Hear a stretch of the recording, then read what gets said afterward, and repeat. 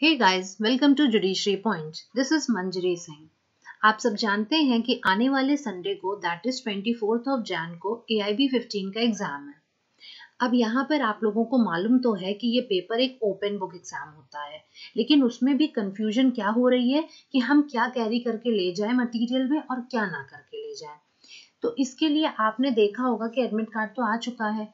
एक और इन्फॉर्मेशन, आज फिर से एक टीम AIB की तरफ से मैसेज आया है जिसमें उन्होंने कहा है कि आप एडमिट कार्ड फिर से डाउनलोड कर लें, क्योंकि जो कोविड डिक्लेरेशन फॉर्म है उसमें उन्होंने कुछ अपडेट किया है। तो इसलिए याद से फिर से एक बार जरूर एडमिट कार्ड आप डाउनलोड कर लीजिएगा, ठीक है। दूसरी चीज, एडमिट कार्ड में आपने देखा होगा 3 पेजेस का एडमिट कार्ड है, बहुत ही डिटेल में दे रखा है। तो इससे क्या है कि उसमें उन्होंने हर एक चीज के बारे में लिख रखा है रिगार्डिंग कोविड नॉर्म्स, और प्लस आप क्या कैरी करके ले जा सकते हैं और क्या आपको लेके नहीं जाना है। तो उसमें उन्होंने साफ साफ लिखा है कि आप मटेरियल में, मतलब जो स्टडी मटेरियल है उसमें आप बुक्स और नोट्स लेके जा सकते हैं। उसके अलावा आप कोई भी इलेक्ट्रॉनिक गैजेट यानी कि मोबाइल फोन और लैपटॉप वगैरह नहीं लेके जाएंगे। तो मैं आपको ये बताऊं कि अब जो यहाँ पे कंफ्यूजन स्टूडेंट्स को हो रही है, ठीक है, कि इतने सारे पेपर्स हैं, अब उसमें वो कौन सा मटेरियल लेके जाए। मतलब बैराक तो हमको मालूम है कि हम लोग के लिए बैराक तो बहुत इंपॉर्टेंट है, बैराक में सीधे सीधे सेक्शंस आ जाते हैं, कवर हो जाते हैं, लेकिन अब उसके लिए रेफरेंस बुक ले जाना सही है कि नहीं सही है। तो देखिए, ये नहीं है जबरदस्ती सब कुछ उठा के ले गए, आपने पढ़ भी रखा हो उस चीज को, ये इंपॉर्टेंट है। क्योंकि आपको भले कोई कितना मटेरियल दे दे, आपने कभी अगर उसको पढ़ा नहीं होगा ना, तो आप उसमें से फाइंड आउट ही नहीं कर पाएंगे। तो इसलिए सबसे पहले तो आप सिलेबस देख लीजिए कि आपके सिलेबस में क्या है। जब आपको सिलेबस पता होगा तब आप डिस्टिंग्विश कर पाएंगे कि आपने इसमें कौन कौन से लॉस पढ़ रखे हैं और कौन से नहीं पढ़े हैं। तो जो आपने पढ़ रखा होगा वो बहुत आप इजीली अपने मटेरियल में ढूंढ लेंगे। दूसरी चीज़ एक और है, जो हमको मालूम है कि यहाँ पे आपको पासिंग मार्क्स जो है वो 100 में से 40 हैं, ठीक है।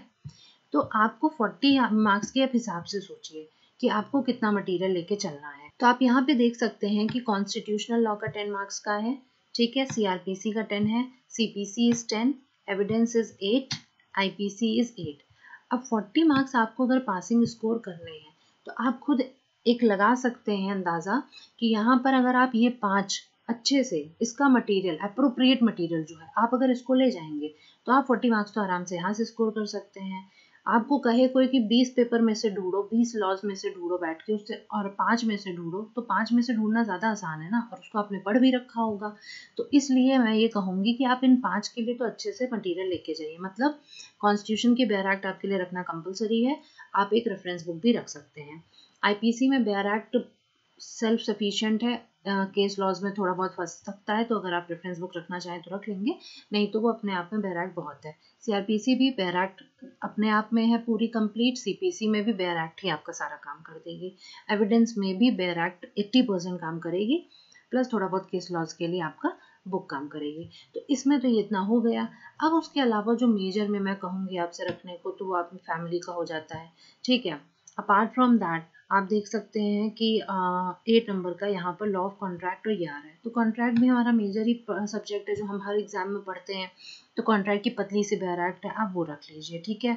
अपार्ट फ्रॉम दैट आप प्रॉपर्टी लॉ में TPA का बेयर एक्ट रख लीजिए, वो इनफ है, उससे ज़्यादा ज़रूरत नहीं है। SRA का पतला सा बेयर एक्ट होता है, नहीं तो आप प्रिंट निकाल लीजिए, वो रख सकते हैं आप। नेगोशिएबल इंस्ट्रूमेंट्स का बेयर एक्ट रख लीजिए। अब ये हो गए मेजर वाले। उसके अलावा अगर आपको बैराक में किसी में रिकमेंड करूंगी तो वो हो जाता है कंज्यूमर प्रोटेक्शन, छोटा सा एक्ट है, मोटर व्हीकल छोटा सा एक्ट है, इसमें रख लीजिए। उसके अलावा एडवोकेट्स एक्ट आपके पास होगी, ये हो गया। ये सारे हो गए बेयर एक्ट वाले। अब आते हैं कुछ पेपर जिसमें बेयर एक्ट हम खरीदते नहीं हैं LLB के टाइम पर, या फिर हम रखे नहीं होंगे, हमारे पास होगा नहीं, ठीक है। वो पेपर आपके हो जाते हैं इन्वायरमेंटल लॉ के, क्योंकि बहुत सारे होते हैं तो इसमें जनरली सब लोग बुक्स ले लेते हैं और एक ही बुक में सब कंपाइल्ड होता है। तो आप इसके लिए अपनी बुक रख सकते हैं अगर आपको, मतलब आप ले जाना चाह रहे हैं तो। दूसरा, लेबर और इंडस्ट्रियल लॉज में भी बुक ही लोग खरीदते हैं, एक आध बेयर एक्ट खरीदते हैं, फिर थक जाते हैं खरीदते खरीदते, क्योंकि इतने सारे एक्ट्स होते हैं। तो उसमें बुक ही है, SN मिश्रा की को मोटी से बुक है, अगर कैरी कर सकते हैं तो आप कर लीजिए। उसके अलावा ये सब छोटे मोटे अब जो हैं उसमें मैं आपके ऊपर छोड़ती हूँ। अगर आपका मन करे तो आपके पास अगर है मटेरियल आप रखिए, नहीं तो आप नहीं भी रखेंगे तो आपका काम चल जाएगा, आप भी पेपर क्लियर कर सकते हैं। और ऐसा तो है नहीं आपको अपने आप से भी क्वेश्चन नहीं आ रहा होगा, नेगेटिव मार्किंग तो है नहीं यहाँ पर कि आपको नंबर कट जाएगा, गलत हो जाएगा। प्लस वहाँ पर आप बोरो भी कर सकते हैं। अब ये नहीं है कि बिना परमिशन के आप परमिशन वगैरह वहाँ पे इन्विजिलेटर से प्रॉपर लेके फिर बोरो करिए, जिससे कि कोई प्रॉब्लम ना क्रिएट हो।